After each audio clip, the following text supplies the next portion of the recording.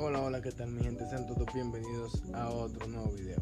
En este caso vamos a estar descargando esto que están viendo aquí, la mlb2k12. Sin más nada que decirle, vamos a iniciar con este video y espero que se descarguen este juego y cualquier error que le dé, cualquier cosa, aquí vamos a estar leyendo todos los comentarios, vamos a estar respondiendo de una vez para solucionar errores. Sin más nada que decir, vamos a iniciar con este video. Bueno, mi gente, este video no va a ser tan largo, ya que es algo sencillo. Nada más les voy a dar la explicación de cuánto pesa el juego, los requisitos que requiere tu PC y todo eso. Sin más nada que decir, vamos a iniciar con este video.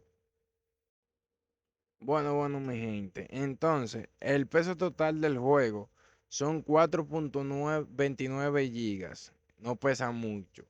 Entonces, de RAM tampoco exige mucha cosa que digamos. No exige ni 1 giga de RAM y la PC más mala viene con más de 1 giga de RAM. Entonces, este RAM exige 512 megas, que ni a un giga llega.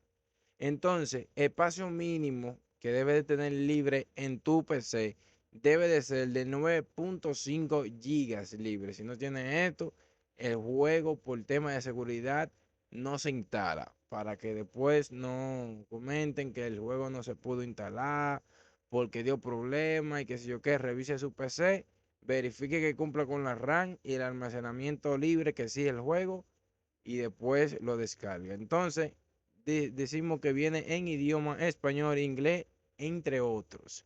O sea, que no se frisa solo como algunas MLB que solamente es en inglés. Esta viene en español también. Entonces, el procesador tampoco exige mucho de procesador.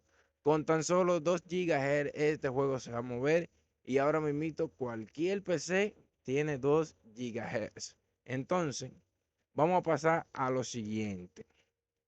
Tarjeta gráfica. Esto tampoco llega a 1 giga de gráfica. Con tan solo 128 megas, este juego se va a ver excelente.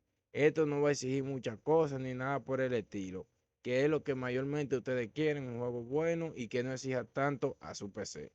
Siempre recordando que el link de este juego va a estar tanto como en la descripción como en el comentario fijado. Si no lo ven en la descripción del video, lo pueden buscar en el comentario fijado. Yo mayormente suelo poner los links del juego en el comentario fijado.